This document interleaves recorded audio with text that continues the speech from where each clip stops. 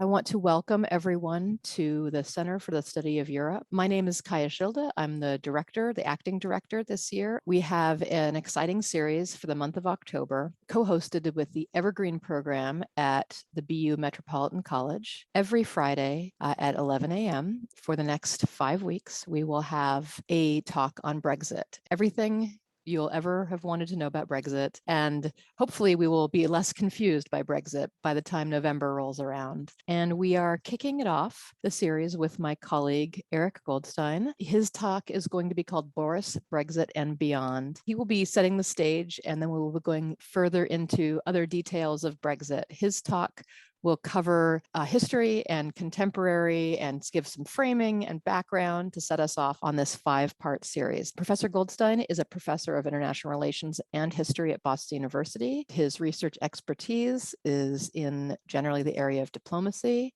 national diplomatic strategies, origin and resolution of armed conflict, and negotiation. And he also has a particular amount of expertise on the UK. And so I'm delighted to welcome him to start us off today. Professor Goldstein. Thank you very much.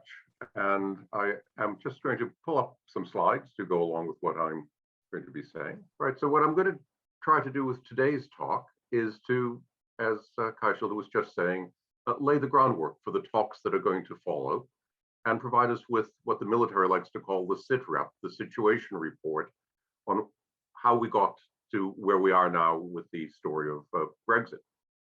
And so I've talked about Brexit, Boris and beyond, and I'm going to try to sort of talk about both how we get Brexit happening, the deep history there, so we have the context, the role of Boris Johnson in particular, since he's the current prime minister, and some thoughts about where we're going downstream with this, which I know some of the other speakers are going to be dealing with, both in terms of the parts of the United Kingdom or its general international relations.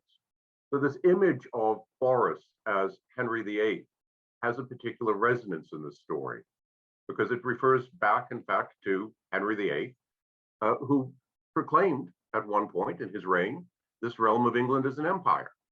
What he meant by that was that Britain was sovereign. It was under no continental emperor.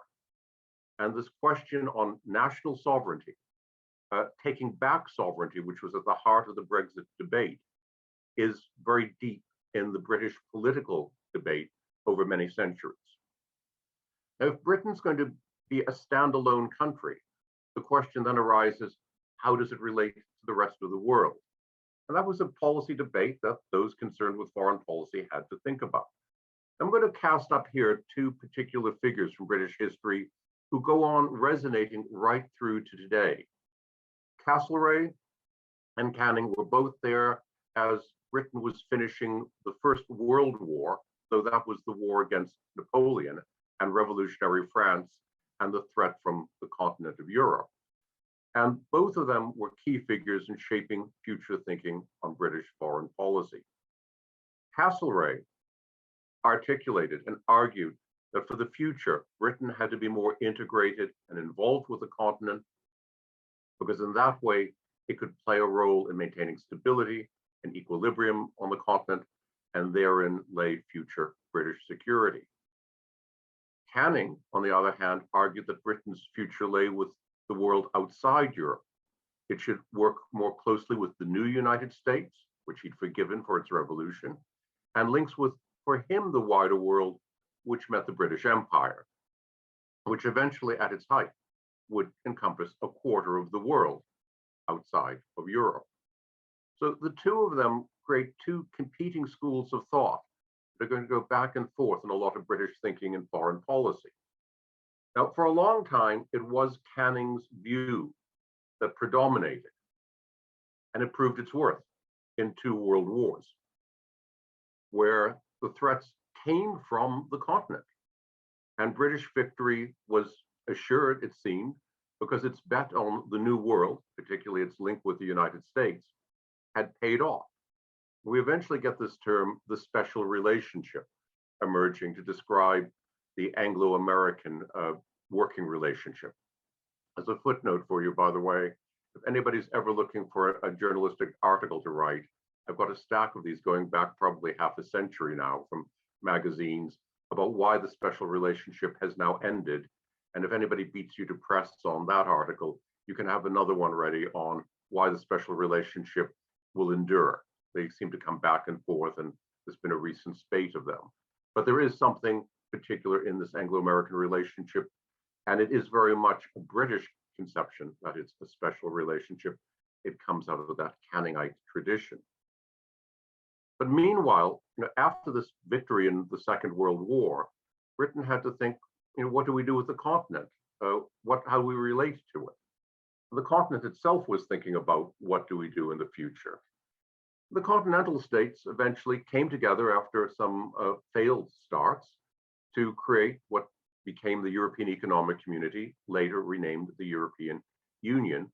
And the convening conference of that was at Messina in Sicily in 1955. Britain really wasn't interested in it and didn't even send a high-level representative to the meeting, but just somebody to report what was happening there.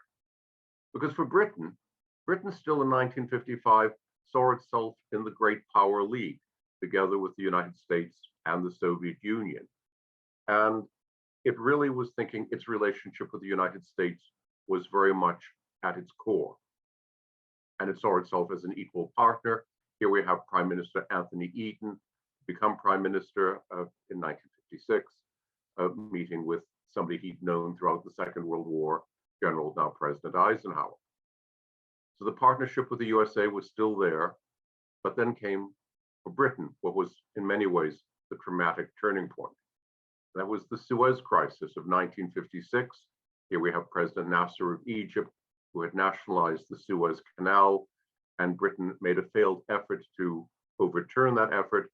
It showed the limits of British power. It also discovered it hadn't had the support of the United States, which, thinking in terms of the Cold War, had in many ways pulled the rug out from under Britain in that crisis. And Eden fell from power, and a new government came in Britain. And so there's a change in London in 1957. Anthony Eden resigned, and a new prime minister, Harold Macmillan, came into office. He certainly was very pro-American. His mother was American. He had a publishing company in America, Macmillan's, but he also knew that Britain needed to open up options. Macmillan decided to play both hands, see if you could rebuild relations with the US in the wake of Suez, but also could you open up a European option? It was, by the way, also, as it happens, when John Kennedy became president in 1960-61, he was by marriage Kennedy's uncle and had known Kennedy since he was a young boy. So Macmillan was well positioned for relations with the US, but also with Europe. He had spent the Second World War also working with the French president as he had become General de Gaulle. Macmillan benefited during his years as prime minister from a booming economy, and in British history, these are known as the Super Mac years. He seemed to be able to do lots of different things. His campaign slogan, which I think most politicians would love to be able to have when he ran for re-election, was "You never had it so good." But he finally ran up against one challenge that he couldn't overcome.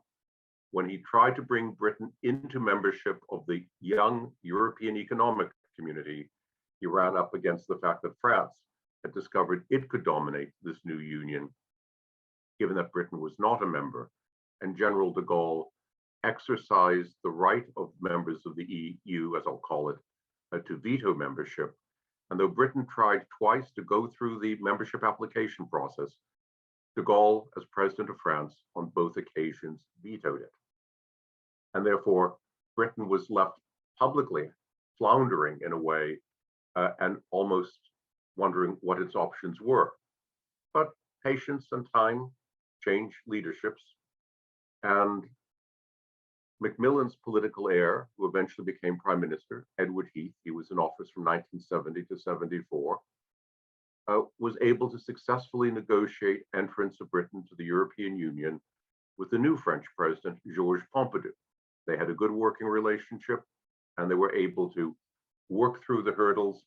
And on New Year's Day, 1973, Britain joined the European Union. It had been a bit of a political debate in Britain both major political British parties, the Conservatives and the Labour Party, the two major parties of the country, had themselves been divided on the pros and cons of membership and what it would mean. And when a year later, Heath was replaced by a new British government under the Labour Party leader, the opposite party, Harold Wilson, decided the way to see that there was support for membership was to hold a referendum. I have to take a moment here and say, Britain had never had referenda before. This wasn't part of Britain's political system. This whole idea of holding a national referendum was invented by Wilson. Before this, the way you tested the public view was to ask the 600 plus members of parliament to vote on issues. They were the people's representatives. But Wilson invented this idea of going direct to the people to consult them on this issue. It overcame internal party differences. But Wilson was a shrewd politician, and by career, he was a statistician. It's pretty clear in retrospect, he held the referendum because he was certain the outcome would be clear. And I've got the results on this slide showing you the outcome of the referendum, overwhelmingly in favor of membership of the European Union. And so this seemed to resolve the issue and put it beyond political debate. Succeeding prime ministers had issues with the European Union, as you would expect, but they always worked within and with success. Margaret Thatcher, in that referendum that Wilson had called, had been a supporter of British membership of the European Union. She just thought you can push for a better deal. So she got famously a rebate from Europe on Britain's contribution, that she argued that Britain was contributing too much to the EU, and so they reduced how much Britain had to pay. It's known as the rebate. That was a success for Britain, a huge financial benefit. When the European Union decided to introduce the euro, her successor, John Major, negotiated successfully on the issue that Britain could opt out, as did some other members of Europe following Britain's lead. And so when the euro was introduced, it applied only to some EU countries, not to all. Again, successful British negotiation within the EU, taking advantage of some flexibility. But increasingly within the Conservative Party, the party of Macmillan, of Heath, of Thatcher, of Major, this was becoming a dividing issue. And it was really a case of different views of history. This was an argument that Britain had a different history than continental Europe. It had different experience of the two world wars. And the issue of Europe would devour and destroy the careers of 4 prime ministers. And I'm sorry, I didn't particularly pick this one of Theresa May on purpose, other than the fact that this is the one that kept coming up when I looked for images of her and Britain and the EU. But here are 4 conservative prime ministers, all of whom basically were pushed out of office over the issue of British membership of the European Union. And one of the problems the Conservative Party was concerned about was the rise of a new political party, a single issue party, the United Kingdom Independence Party. The United Kingdom Independence Party, always known as UKIP for short, used as their symbol the pound sign, because the currency had become the symbol of national sovereignty. Europe could have the euro, but Britain would have the pound. It was deeply symbolic. And UKIP seemed to be threatening the Conservatives from the right. Prime Minister Cameron was worried that this would lead to political disaster for the party. And so he decided to copy the technique of Harold Wilson, hold a referendum, and resolve the issue again and put it beyond political debate. Fortunately, Cameron wasn't a statistician. Maybe if he had been, my view is he might not have called the referendum when he did, or maybe at all. But the result was Cameron decided on a referendum in 2016 on in or out, simple question of British membership. No minimum threshold for a turnout, just a yes or no, but very clearly and stated in the legislation, a non-binding referendum. It was just to test the will of the people. But somehow this morphed into the real test of membership. The campaign to leave the EU, which became known as Brexit, was led by Boris Johnson, who campaigned effectively and widely across the country for the cause of separation from Europe.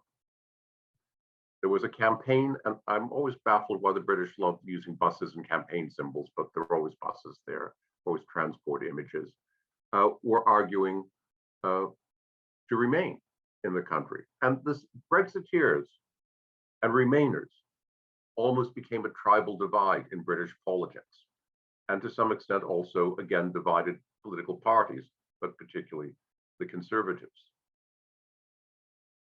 The referendum question was in many ways vague, non-binding, but the result was taken by the parties as definitive. If you see, it's a very tight race there. A total turnout of 71% of the population, so a reasonably high electoral turnout. Just under 52% in favor, 48% remain. But of course, people had been told it was non-binding. And I know a lot of people who thought that they might have voted differently if they thought it was definitive. Some of this, it's often argued, was a protest vote. But the result was taken as definitive. And so Prime Minister Cameron left office, and his successor ultimately would be, after a brief time of Theresa May, the former mayor of London, Boris Johnson. So turn for a few moments to Boris. I'm happy in Q&A to talk more about Boris Johnson. To give him his full name, by the way, Alexander Boris de Pfeffel Johnson. Everybody in his family and his friends call him Alex, but he early on discovered that Boris was a better marketing branding name. He's one of these politicians known simply by his name. Always known to be politically ambitious. He'd been a popular mayor of London, and he is a remarkably Teflon-esque figure.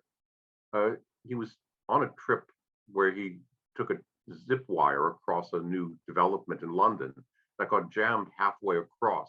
So he was stuck up there for about 25 minutes while they tried to rescue the mayor.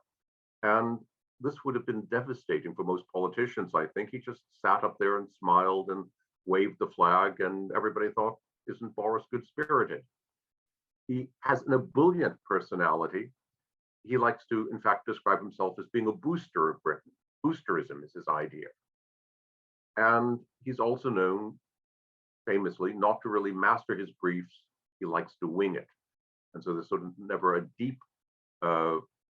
thinking of policy there, but he uses his political instincts. He eventually has become prime minister in the wake of Brexit. And to quote one of his Conservative Party successors, the founder of the modern Conservative Party, Benjamin Disraeli, he was very happy that he had reached the top of the greasy pole. He'd achieved the office of prime minister. But to be prime minister, he chose to help run his office. And here he is, becoming prime minister in July 2019. And also to point out, in Britain, the way you formally become prime minister is the Queen invites you to Buckingham Palace and asks you to form a government. So this is the image of Boris being asked to become prime minister. And there he is about an hour later arriving at the prime minister's office and official residence, 10 Downing Street. Boris chooses as his chief of staff the architect of the successful, surprisingly successful Brexit campaign, Dominic Cummings, who is one of the more interesting and eccentric figures in modern British political life. He's unconventional, as you can see from the photograph of this turning up at Downing Street. Boris is always jacket and tied and very formal. He added to the turmoil because he saw himself as playing the role of disruptor in chief. And so the first year of Johnson's government is fairly chaotic, as this is the policy direction they're going in, of shaking things up. They've got a year left to sort out Britain's exit from the EU. Having notified the EU they were leaving, there was a clock running. And in fact, in the end, there was little preparation on the details. And the old saying, the devil is often in the details, a political cartoon of the period, how much paperwork you would now need to cross borders it was discovered was vast for goods going back and forth. So here we have the truck driver saying that he's got the truck and the next two behind him have the paperwork to deliver goods. Clearly, this was a problem. In the end, Cummings was sacked, and in a very short period of time, Britain had to negotiate the remaining bits and pieces of its Brexit agreement, formally leaving on the 31st of January, 2020. And here the British flag is being removed from the row of European Union member flags at the headquarters of the European Union. 31st of January 2020, as all of you will recall, 2 months later, the pandemic is underway, and Boris himself has to deal with it. It's a chaotic response on Boris's part to begin with. He himself becomes seriously ill for a period with COVID and barely survives. But once he's sort of back at work, he has to think about how to position Britain for the future. And that's what I want to think about for the rest of the time I'll be speaking this morning. What are some of the key issues? What does Britain now do that it's actually left the EU? Well, we're back to Canning. Castlereagh seemed to dominate the EU view. Castlereagh's portrait had even been put up in the Foreign Office in the main reception room. But there were alternatives, the Canningite solution to Europe. You look back to what was the empire, now sovereign states. Boris makes meetings with the Indian Prime Minister, Prime Minister Modi here. I'm not certain he was really getting on with Prime Minister Trudeau of Canada, but looking to Canada for a trade agreement, and also looking to Australia. I would point out that in basic trade negotiations, it's often said the best trade agreements are with the countries nearest you, because it simply is the cheapest country to trade with because of transport costs. This obviously was going further and further away from the British homeland, but this is where Britain was looking for trade agreements. But the big prize, following the traditions that Boris was really tying into, and he is well read in history and had thought about these issues certainly, the big prize would be the United States. Revive the special relationship in a trade manner, and he became a big supporter of President Trump and made every effort to use that relationship to hopefully achieve a trade agreement with the United States that would help replace the trading relationship with the European continent that was now more problematic in the wake of leaving. So you have two ghosts of Canning in a way, the empire, the United States, but then you get the consequences of the American election. And Boris had bet on a Trump victory, at times even, as the British press said, obsequious. But Joseph Biden won, Boris was concerned, and he had a negative history. He had taken on the issue of Northern Ireland as a hostage negotiations. I'm going to come to that in just a moment. That he knew that President-elect Biden had strong views on that were contrary to his. And also Johnson in his media career, he was a journalist earlier on, had fun denigrating and denouncing President Obama's father. So this wasn't setting up a good relationship with the incoming administration. Biden, in fact, had called Boris a physical and emotional clone of Trump. So the personal relationship, you wonder how the dynamics would be, but Boris can always move on with the changing tide of things. And he managed to become the first European leader to get a phone call through to President-elect Biden once the election result was declared in the US to congratulate him. And he made certain that this was photographed as he got the call through in November. He also managed to be the first European leader to receive a call from now President Biden after he was sworn in. And here he is receiving the telephone call from President Biden. This is also a triumphant photograph here showing him getting the call, which I think really is a tribute to the hard-working British embassy in Washington that managed to convince the White House to make certain Britain was the first on the call list. Okay, what are some of the realities of the US-UK relationship? Britain is the single largest investor in the United States. More than 15% of all inbound investment in the United States comes from British companies. The US is also the largest investor in Britain. It's about a quarter of all American investments in Europe are in Britain. The biggest place the US has invested in Europe, by the way, is in the Netherlands. American firms, therefore, are heavily involved with the UK economy. The UK is the second largest recipient of American investment worldwide. The UK is the US's 7th largest trading partner and its 5th largest export destination. Sorry, sort of deluge of statistics, but just to give a sense, this is an important economic relationship. But the question, of course, then comes up, when will Congress, given all the other things it's concerned with, get around to thinking about a new trade treaty? And COVID has certainly slowed down the ability to do anything with those negotiations. But there are issues that go beyond the trade negotiations. There's also what's going to happen with Northern Ireland. The US was very involved in crafting the settlement of the Northern Irish issue, known as the Good Friday Accord. And there is a concern about how the EU exit agreement affects Northern Ireland, which puts it in a slightly anomalous status I'll come to in just a moment. But there's also, for the US, the reality that Britain is a key member of NATO and is a major asset in the functioning of NATO, though its military is declining in some ways in size. But it's also therefore important because of the intelligence sharing relationship that's nicknamed Five Eyes, the very close intelligence sharing relationship of Britain, the United States, joined by the old empire, Australia, Canada, and New Zealand. So really the question for Boris is what to do next. He had a small rebound when Britain sort of was successful ahead of the EU in managing to get vaccine supplies. So that seemed to suggest maybe there were advantages, but time has moved on. And one of the big problems is Britain going to be a disunited kingdom? There are lots of tensions going on within the country. And as this map shows, you could end up with a country that is just England down here.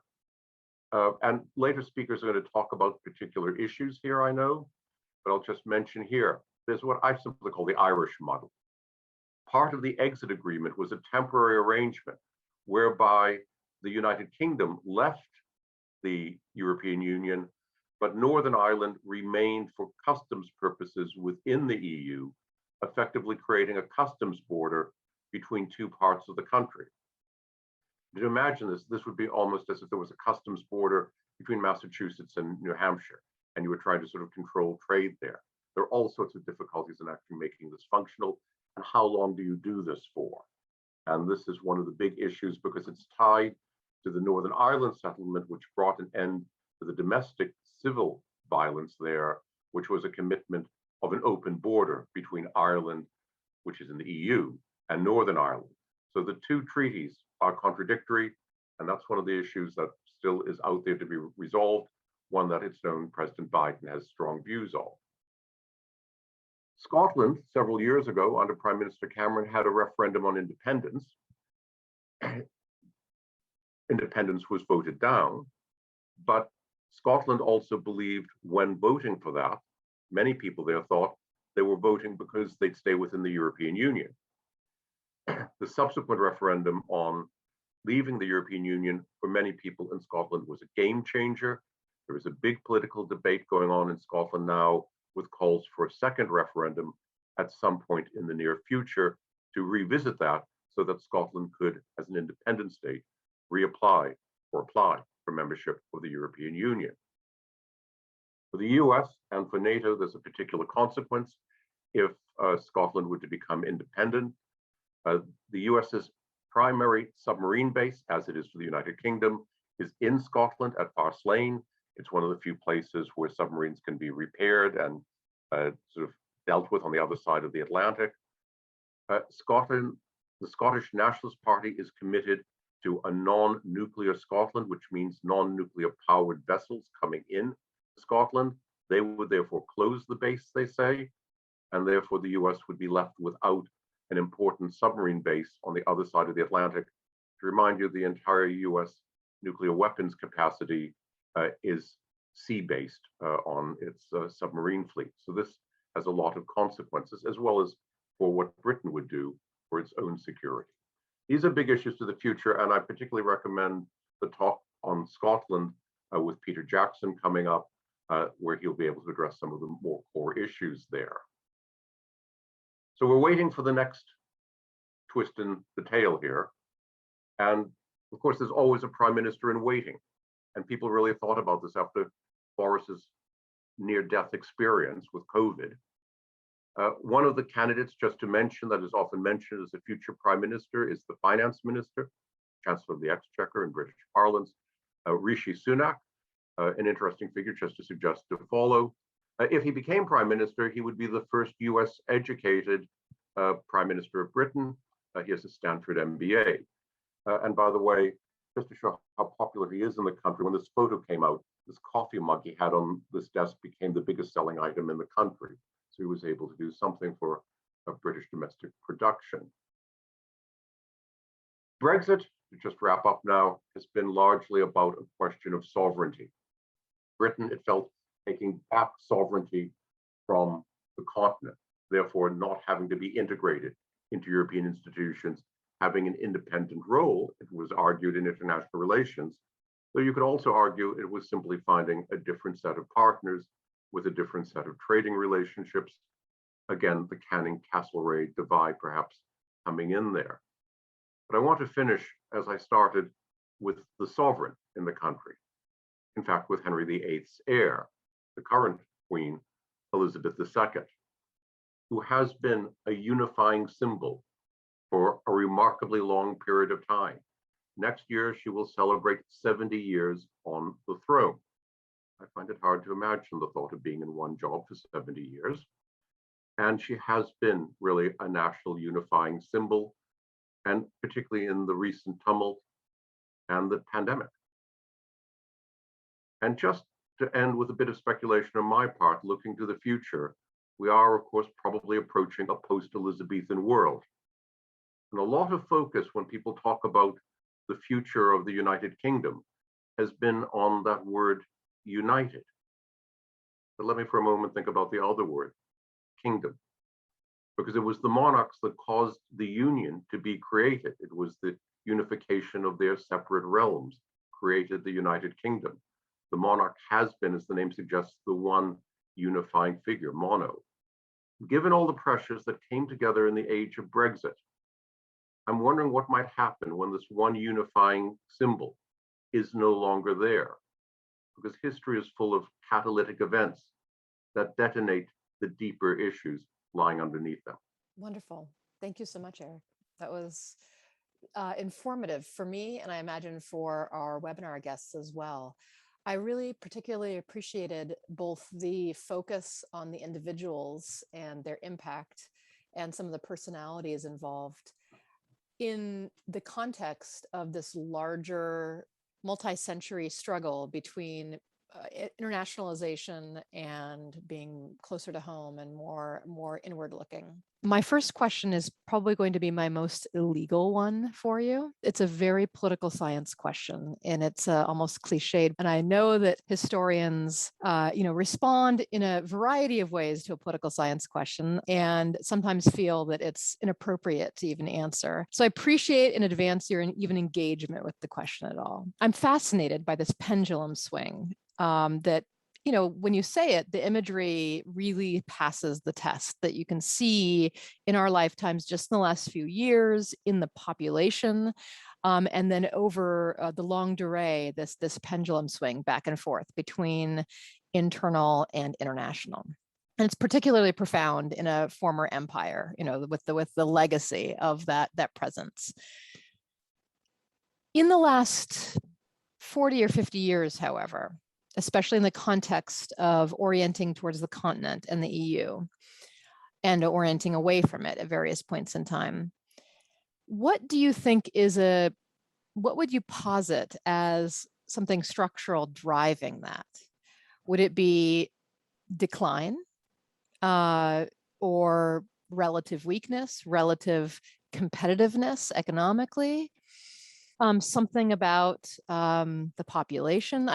So I'm just kind of asking a really big picture question here that, of course, some historians, those who are not at a policy school, would refrain from answering. But I'm delighted to hear you explore your answer. I was trying to sort of hint in that direction when I ended with the Queen, because I was trying to say, think of the last 70 years. And that really is what you became Queen. Britain still had a substantial empire, and obviously we're discussing whether or not it's still going to be there as a United Kingdom in a few years. And it was a way to just take a snapshot of that history. I'm not enough of a national psychologist to guess what the post-traumatic stress syndrome is of being post-imperial, where you have generations of people who grew up with the expectation of empire. Interestingly, there was a generational divide in the vote, as people have sort of looked at that vote, so just focus on that for a moment. Younger people, people under 45, 50, depending on which statistics you read, tended to vote Remain. The older generation voted more or less more towards Brexit. So you could argue that there was this memory both of war, of separateness, of empire, whereas the younger generation, who also in schools have had more access to learning languages, feel a bit more European, did see the advantages of being members of the European Union. And so I think there might be a generational argument here, which makes some wonder if Britain, sort of, if you will, one generation on, might not want to see a shift back into European membership. But I think looking at where the votes happened, breaking it down in the country, Scotland voted heavily in favor of remaining in the EU, as did Northern Ireland, because it was to their advantage. People often vote with their economic interests at heart. And you do have this feeling that you've seen in many other countries as well, such as the United States, of people feeling they're being economically left behind by the readjustments of the old economies. And I think there was a great deal of that in the United Kingdom. And part of that is sort of a sense that, was it because we joined the EU, rather than people sitting back and analyzing, no, it's part of a global trend and not just this particular issue. And I think one of the problems with the referendum in particular, which made the decision, was it allowed people to crystallize their frustration without really thinking through or having a debate about the consequences. So that pivots to my next question, which is, I thought it was fascinating to hear about the origins of a referenda in the UK in the first place. I thought that, never knew that. As somebody who lives in the United States, a resident of the United States, I see referenda as kind of a, something normal, but also something that varies. Places like California are out of control with referenda. And as a political scientist, I know that referenda can be quite non-equilibrium and cause a lot of chaos, and actually aren't the best version of democracy in terms of protecting against majority rule. It fascinated me why the referenda, and then I was fascinated in the background. And I just wanted to ask you to comment on, we knew this about referenda and the EU especially. There have been referenda on the EU in France, in a number of places, in Ireland, and they always fail initially. Until people get re-educated, to do the next round. Right. And it's always a fascinating and cynical phenomenon. But there's public opinion research about why people vote the way they vote in specifically EU referenda and all the ones that happened before Brexit. And it's well known that people that don't have well-formed opinions about the EU, but they're protest votes, often against an incumbent party. And so who wouldn't have known that, when bringing up, when coming up with the idea? It's a political skill question, I guess, and capacity. It is, and it's a very good one, because actually anybody who's taken any of the courses we're familiar with would have been introduced to this subject if they'd been an undergrad at BU. So it's not like it's a secret, and of course they would know it in the UK as well. David Cameron broke political precedent by announcing that he wanted to hold a referendum in a public speech he delivered. That, of course, was a constitutional decision to hold a referendum. He was supposed to announce it in front of Parliament. So he broke precedent right there. And he, by the way, he does have a degree in politics, philosophy and economics. And he thought he was just capturing the moment. So people sort of said, okay, but apparently his key colleague in the cabinet, his finance minister, George Osborne, went into his office the next day and started shouting at him that they had to find a way to delay this and prevent this, because he knew exactly what you've just said, that this is an opportunity for protest vote, which is why two referenda often create a different vote, because people protest in the first one, then think through the consequences and make a second vote. They'd also missed the basic rules of referenda. Should you have a threshold, you need a majority of a certain percentage to decide in a yes/no vote. So none of these safety measures were put in about the vote. And I think Cameron just assumed with good luck they were going to win. I don't think he really thought it through. This was a political, as you say, it's a political skill question with devastating consequences. And I remember once, about 3 years ago, I was sitting in a room with a handful of people who'd been senior figures in British government as civil figures, not as political figures. And one of them simply looked up and said, I think David Cameron will go down in history as the worst prime minister since Lord North, who was the prime minister who lost the American colonies. So again, getting things badly wrong. And politicians sometimes do, without really thinking through the consequences. And as you say, many people around Cameron tried to rectify the situation, but he made the commitment. And he was largely thinking about having to deal with the UKIP threat on the party's right. That's some of the analyses I've seen, academic analyses, that strike me as some of the most true and robust in terms of fitting a lot of the evidence, is that the core decision, it was not made as a national interest. It was made to preserve party integrity. And then a lot of, that's a very good explanation, I think, although I have not been following it blow by blow. There are some months I've had to tune out to the Brexit debate, and then I tune back in. But when I have seen it through that lens, it fits a lot of what happened after the vote too. And a lot of shock that they had done what they did. It created a crisis in Parliament, which actually had to implement the reality of it, because legislation has to go through Parliament. And it seriously divided the Conservative Party.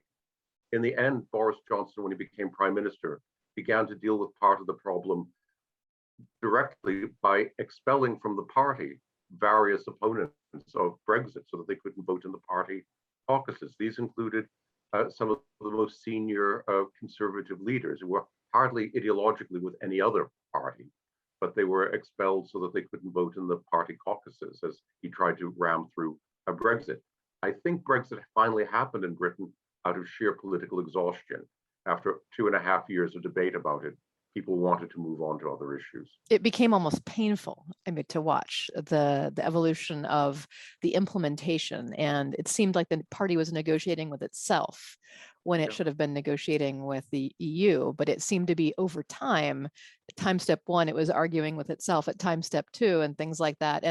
But it makes me uncomfortable to dismiss entire parties or individuals as low skilled and not very good at what they're doing. Cameron was lucky with most things, and then he made a misstep on this one, as it seems. And I think overall what's beginning to happen a bit in Britain is a sort of political realignment. The last general election, the voting patterns shifted of where traditional Labour constituencies went Conservative, traditional Conservative went Labour, and I think we're just beginning to see a bit of a realignment of political parties, which isn't unique to Britain at the moment either, as the parties try to sort of gel their identities. And there are struggles within both major British political parties. I don't necessarily always like the left-right dichotomy, but there are clearly factional struggles going on within both parties. And I have one more question, and then I have a few questions from our webinar guests that we'll pivot to for the last 10 minutes. But my last question might be I don't know if you're willing to speculate on this, but it's fascinating to me, the Boris phenomenon. It's fascinating. I don't study individuals in politics, but his particular individual role seems to be quite important. I know that he comes in at a later stage of implementation, more at the implementation stage than the political design stage. But he has quite the history as a charismatic politician, one who, like you said, is Teflon-esque, which is just fascinating to watch and hard to understand that he could have survived so much. But then particularly when it comes to the EU, he's well known in Brussels in notoriously bad ways as a buffoon because he was a former journalist there. And I remember seeing on Twitter and social media, former journalists, when he assumed the role, they were saying, oh my gosh, this guy, the one who we would be able to give him fake press releases and he would publish them. And apparently it was a competition in Brussels to give him the most ridiculous thing about how bad the EU is on fisheries or bananas or sausage or whatever. It was like a Yes Minister episode in terms of how easily fooled he was. And so that's another donut hole in a donut for me, is how someone like that can survive. He was fired from his job as a reporter for the London Times in Brussels for fabricating information in his articles because it was easier than going out and getting the news for the story. He got picked up by other journals. He writes well. He did effectively write articles. They just weren't always based on fact, but they would sell. And it shows there's a market for anything. He has a great enthusiasm for things. That's the boosterism. And he's very effective in presenting views. He's very lively. He's very engaging. And he's, I think, at heart, very interested in holding political power because he just wants the top job. And there was a rivalry in him that wanted this. It was always clear he aspired to be prime minister, and all of these moves throughout the Brexit story were in part calculated to lead him to the office that he wanted to finally achieve. He wrote a biography of Churchill. I'm not going to recommend it to learn anything about Churchill, but you learn a lot about Boris by reading it. And it's interesting that he sees himself as Churchillian, because I don't think he is, but he sees himself in that way. And in a world of somewhat, how should I say, gray British politicians, he sort of was a media-friendly figure that could articulate well a lot of frustrations and a lot of views. The thing is, he probably could articulate the alternative view just as well and just as effectively. I think he does it on the basis of what is best in his political ambitions. Thank you for being willing to speculate and to explain. It's genuinely been puzzling to me. I instinctively get a populist and kind of entertainment-based appeal, but I feel like that would have worn thin over a few decades in terms of his trajectory, and it hasn't. And it's not, of course, unique to the British political scene. Correct. So we have 2 or 3 questions in the chat that I'm going to reframe to close out your talk. And one is, can you speak to, the question doesn't ask this, but I think I'm going to ask it both before and after Brexit. The UK used to be in the EU as a standards regime, a common market, and this would be a huge area of complaint, and that was a lot of the discourse around Brexit was around how EU standards would impact the UK, such as environmental standards or fishery standards or standards over the length of an appropriate sized banana in the EU market and things like that. And I'm wondering what has stayed the same, what has changed, what rules have been copied over and kept? How different is it really? Well, the EU has lots of rules for lots of things that apply across the Union. And some of them have been involved with consumer protection and standardization. And I'll just give one aside. I worked in the UK for 20 years. And I remember early on in my time there, Britain finally had to apply food labeling laws that were German-based and applied to the EU. And the day they were applied, I noticed entire shelf loads of yogurt disappeared because nobody wanted to admit what was actually in them. And they had to rethink that. So I think some people have thought there were advantages to all of this on the consumer front. Britain has claimed it's not going to adhere where it doesn't want to EU standards in the future. It's going to be free to do what it wants. And this is causing a lot of problems for trade talks in the future as well. So, for example, if they allow in some American products that don't meet European standards, that might affect the British ability to export certain things to the European Union. So Britain has claimed it's going to change regulations, but it hasn't really gone about doing so yet. So they're basically adhering to the EU standard. And I think also because of COVID, they really haven't had a chance to review reams and reams of this. But it could be that they will begin to diverge. But the question is, to what other standard? Because they need to adhere to something to meet trade objectives as well.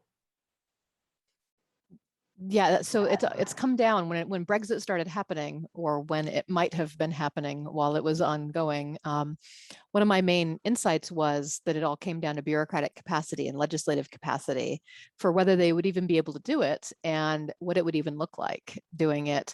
And one of my thoughts would be that for a very medium amount of time, at a minimum, they would have to just copy EU standards until they were able to rebuild or rethink through what their standards would be. But can I follow up on that question? Because you said something that seemed to indicate an insight that EU standards were good for the British population, that they were protective potentially, when the state might have, for other reasons, whether they're interest group reasons or class-based reasons, or pick your theory about why, might not have been the most robust public good? Or do you think that sometimes EU standards were, so I'm asking for more of your opinion here, were sometimes burdensome and perhaps overbearing? One of the underlying reasons, which I didn't go into the talk, for the divergence between Britain and Europe, and it's partly historical, but it's the reality, they come out of different legal traditions. So Europe is code-based. You write down what it is, and there's a code there. Courts don't need to interpret laws because the law is specific as to what it applies. The US has the British system, the Anglo-American system, the common law system, and therefore it's a different legal tradition. Neither one is right or wrong or better. They're just different approaches to the law. But in the European system, you would have a definition of famously what a cucumber is to be legally marketed. And in Britain, there was never a law explaining it. You either knew it was a cucumber or you didn't from looking at it. And this conflict of how you identify things, when you come into the world of regulation, how far do you actually have to regulate? How far don't you? And one of the arguments was always meant, as indeed is true, the EU does have a great deal of paperwork involved in it and regulation. And this was frustrating to some in Britain. It made it easy. I'll also say that for having worked in Britain for 20 years, I never felt that there was that much less paperwork that the British government was able to generate on any given matter either. So I think to some extent that is literally sorry upon a paper tiger for things. That's a great insight. One that's important to remind ourselves of the legal differences of how policy is made, how risk is handled, how these things are framed. And so it's in the United States and in the UK, well, especially in the United States, all of the burden is in preventing things from becoming legalized or judicialized, or preventing an issue from going to the courts. You don't specify so much the safety issues, but you do so because of the threat of judicial action in the future, or litigation. And what's interesting is the EU is kind of becoming both in a way, because it is the place of robust continental law where you put forth a goal, you specify everything ex ante in terms of the policy, the regulation, the risk, but then it also has a increasingly robust European Court of Justice that is looking almost more like an American system of a lot of judicial legal expansion, where a lot of things get reinterpreted at the judicial level in the EU too. So it's almost double. It's becoming kind of evolving into a combination of the systems. And by the way, Scotland has a separate legal system and a whole set of separate laws and approaches that don't apply to the rest of the United Kingdom. And so there's another sort of identity element there as well. And it's in some ways closer to the European tradition. Mm-hmm. Yeah, no, that it's a fascinating tension. I'm not trained as a legal scholar, but I think that some of these constitutional and institutional design questions produce some of the most structural tension. And when you were talking, I was also thinking about how the continental law tradition that is infused in the EU informs expectations from the outside too. So in areas I'm familiar with, security and defense, the EU often sets forth what it will do over time, like even as early as 1992, we will have a common security. And from the outside, from the non-continental European or legal tradition, that looks like a lot of failure when it's not happening, but they put it forth that it will happen, and then they work towards it collectively rather than having policy be more incremental or based on events on the ground. So I have a few more questions in the chat. We have a question that's related to more security and defense topics. And so that is, what are the robust or the remaining areas of healthy cooperation or formal cooperation between the UK and the EU? You know, how much cooperation still exists in economic, trade, and tariff issues? And I think that part of that was explained by you already, that a lot of things that are still in place because there isn't an alternative. But then, you know, outer space, you know, drug and police crime cooperation, security, NATO. How would you characterize that policy environment and the different overlapping relationships? Well, of course, there is an overlap because of NATO and EU members that are also NATO members, and the UK also being a NATO member. So there are other venues where conversations happen. And so the security issues are dealt with simply in a different venue in some ways. And the EU and security and the common foreign policy, I think, are aspirational still rather than sort of definitive, although they are important. And they are, you know, Britain won't be in the room when they're discussed now. And I think that's one of the things some people were concerned about.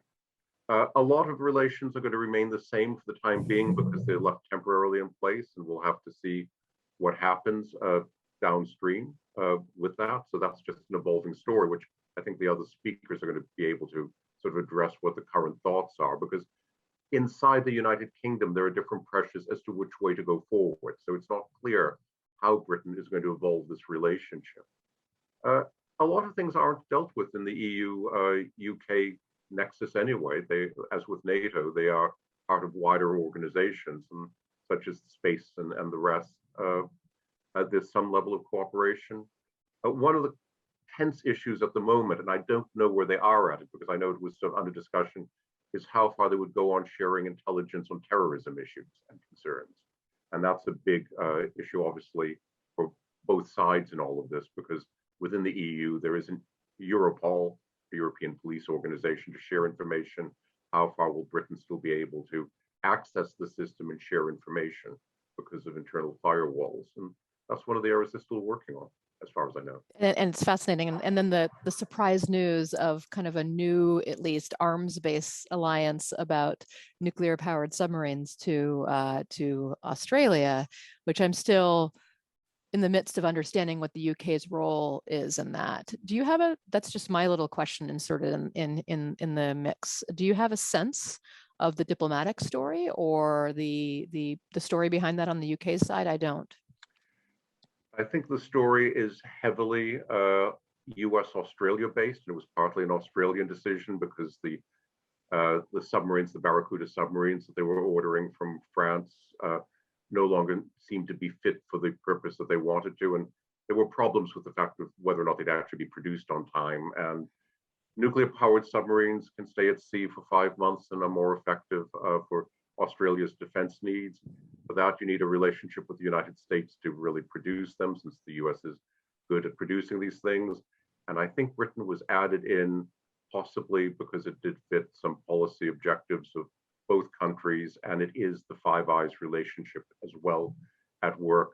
There was no particular reason to add Canada in. That Canada could have been, but it was in the middle of a general election. And New Zealand has a non-nuclear policy, so they were politely not involved, but would be informed. I think it's basically the Five Eyes defense relationship, which in some ways is, if you will, Mr. Castlereagh at work again. It is the old empire working together, much to the frustration of France, yet again, in all of this. That's part of the continental relationship. But that opens up a stream that also goes back to an old rivalry between Britain and the continent. That really helps me understand why UK, because I couldn't qualitatively understand why the UK. Of course, it makes sense to me that it would be a bilateral US-Australia deal. That makes perfect sense. even though it's very unpleasant for France, and it was unpleasant the way it was played out. But I didn't understand the UK's role, except it makes perfect sense to me that it's Five Eyes minus the non-nuclear state minus Canada for electoral reasons. That makes perfect sense. My guess, and this is total speculation, that some of the work will go to the Farslane submarine base to make it less likely that Scotland will want to get rid of the Farslane base because there'll be employment involved over the next 20 years. That makes even more sense to me. Defense industrial politics. You'll understand. Trying to essentially prevent the breakup or the separation. So I'm going to skip forward then to a question on that basis. What do you think the odds are of the breakup of the UK? I think it's probably at the moment 50-50. It's really is going to depend on a lot of events over the next few years, and that's why I picked the end of the Queen's reign as one of these moments where the government has actually got in place psychological plans to deal with trauma of this transition. And the Queen is a unifying symbol in many ways. It would give people permission in a way to now seek separate identities in this moment of transition, just as it might be a moment where Australia decides to become a republic. There are these old traditional links that the monarchy does represent. So it could just be a catalytic moment. The monarchy in itself doesn't have any real power other than as symbol, but symbols are powerful. So I think it is sort of a knife edge, and I think it's something that at least, if you were in the US, foreign policy should be concerned with, at least given the importance of the UK in the US's own overseas security and economic architecture. Absolutely. It's fascinating for me to think about the focal point of a person as symbol when it goes away after being in place for so many decades as a symbol, that could be a catalytic or a contingent event that unwinds everything. I hadn't really been thinking about that at all, so I appreciate that. And then I'm going in reverse order thematically a little bit. We have a more specific question about Ireland. Do you think that the UK, or specifically in this question, Prime Minister Boris, would sacrifice Northern Ireland for keeping Brexit? And that has, I would like to hear your answer to that. I'll be interested in what the other speakers in the series have to say, but my view is, yes, he would sacrifice Northern Ireland and view it as a way of solving what's been a sticky problem for the United Kingdom by simply saying, oh, well, that's the way out. I think he's probably hoping it doesn't happen on his watch, but he's capable of laying the groundwork by which it could happen by simply allowing the situation to drift. And just to clarify, to add a little bit more precision to the question and your answer, by sacrificing Northern Ireland, what do we mean by that? Do we mean secession? Do we mean violence? Do we mean something a little bit more quiet and regulatory, like customs borders and things like that? What do we mean? I think what you might see is, the best way I could explain it is creeping unification of the island of Ireland by more and more integrated units. Already they've got a problem with shipping goods from the UK to Northern Ireland. The grocery stores have been short of products because they can't get supplied because of the customs barriers, but they don't have supply lines from the Republic. If those now come to replace the English and Scottish supply lines from the Big Island, that's going to have more and more integrative effect. There are some advantages, of course, to being members of the United Kingdom that the Irish are involved with as well. There's a slightly better funded education system, a slightly better funded health system. So there are domestic social benefits to this. But Ireland, the Republic, has already laid the capability for this. Anybody born in Northern Ireland automatically has a right to an Irish Republic passport. So they've already dealt with the citizenship issue as well. And in fact, many people in Northern Ireland have now applied for Irish passports simply to be able to be EU citizens. So they're dual nationals. But so there's a lot of integrative factors there. But I think Boris, in the end, wouldn't prioritize Northern Ireland in any agreement if it meant in any way disrupting the Brexit agreement. And in a sense, I think that's where the direction is heading. I also think the demographics might change in Northern Ireland, and they're trending that way towards unification. and the Brexit vote makes it possible as well.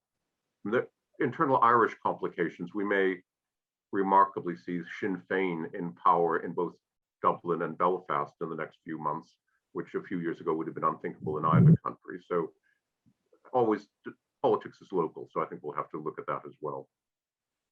So to follow up on both of those questions about the overall integrity of the UK and then Northern Ireland more specifically, and then also Scotland, I know I'm asking you to do a lot of speculation here, and so are the attendees, but that's what's exciting about having you as a speaker, is to push you. But what is the most likely, I don't know if I'm asking you to give an entire scenario, but if you would guess a sequence of events, would you guess Scotland first, then Northern Ireland more incrementally over the medium term, or the reverse, or the trigger point being the death of the sovereign? What are you thinking, and when you think about these things playing out? The Scottish Nationalist Party has been in office in the devolved government in Scotland for several years now, and they're debating about when they should push for a second referendum, which will be key to whether or not Scotland does this. They've also got the difficulty that they're a party that's been in power for several years now, so there are domestic frustrations with them as well, inevitably. Parties always age out in government at some point. And they did just win recently re-election, so they'll be there for a while, and this is their window of opportunity. It could be a little bit like the situation in Canada with Quebec, where it was a hot issue for a while, and with reasonable leadership from the national capital, it sort of has moved on to be less of an issue and more about greater devolution and recognition within a union. If Scotland became independent, I think it would trigger an escalation of the push for Northern Ireland to join Ireland. The Scots, though, have been very clear that their campaign is violence-free. This is all a legal electoral process. The Irish experience has a different history to it. That's always complicates it. And in the midst of all of this, there's also Wales, which is sort of a marginalized in this, but Wales was also pro-Remain, but is so tightly integrated into England. That's an issue that might not arise unless the others arise in due course. So I think that to characterize what you're saying, a result in Scotland that would be definitive, or a direction in Scotland that would be definitive, would potentially legitimize the Northern Ireland situation, but the reverse would probably not be true. Yeah, I think that's the case. Yeah. And I think there's a dynamic to the Irish situation that could continue regardless. Yeah, quietly and incrementally and administratively in a way. Oh, so we have one more question, and it is a big one. Given that you were talking about sovereignty as a core reason for Brexit, this questioner says, to what degree was the increasing sovereign debt or public debt of other EU states, continental EU states, I'm going to fill in and say Greece, etc., how did that impact the decision of the UK? And may I actually add in a factoid before you answer for the webinar? During the time of the Greek sovereign debt crisis, the UK actually had higher sovereign debt. How far did Britain pay attention to what was happening in Greece? At the height of the Greek debt crisis, I do quite a lot of following Greece. I was in Europe on the continent, and I was in one of these hotels where you get multiple television stations. And I was flicking between them, looking at the news from different countries. The German television covered almost nothing but the Greek debt crisis and how they were going to handle it. The French television was all about the Tour de France and bicycle racing in France, and they were focused on that. The American television was covered all on some event on the west coast of the US, and there was no international news. And the British television was showing historical films about how they defeated Germany in the Second World War. I'm not quite certain how far, in the popular sense, the Greek debt crisis still played a role. It probably did play a role that the euro still wasn't a stable thing to think about, and that might, by sort of consequence, make people wonder, about the solidity of the European Union.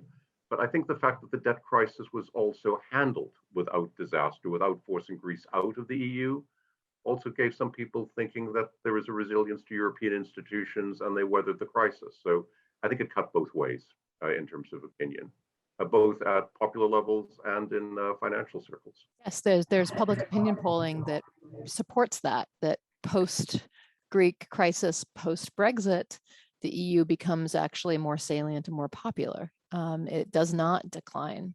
There is a little bit of a public narrative about crisis and decay or decline, but in terms of public opinion, it actually makes the EU more visible as a governing arrangement to the public. It's an interesting phenomenon. And then just to add even more political economy to the answer is that just to make sure the webinar attendees know that while the UK was inside the EU, it was not in the Eurozone.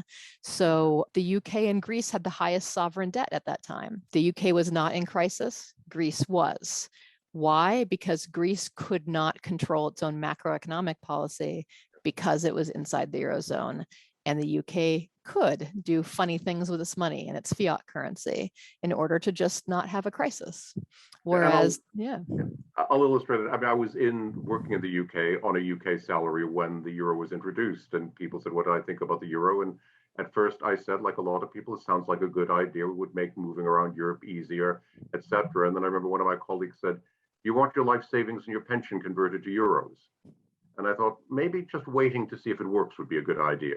And I think that was a general British view on that. And I think it's still in some ways, the wait and see idea. And I think the two-speed Europe was something that was attractive to a middle ground in Britain, where you could be involved in some European countries could integrate further in certain aspects, but you kept the trade bloc together. So there were different speeds. And I think that's the frustration about the referendum. There weren't other options and thoughts allowed there. It was too stark, yes or no. And it was a too complex region. As you touched on before, a referendum have difficulties. You don't get the debates you do get in a parliamentary system to debate things. Well, thank you so much. This was a fantastic talk, and I enjoyed my part of asking you a lot of questions that are still unknown puzzles to me, even if I'm a scholar of the EU. There are many things that are still quite confusing and puzzling, and I appreciate this clarifying conversation with your authoritative and illuminating voice on the topic.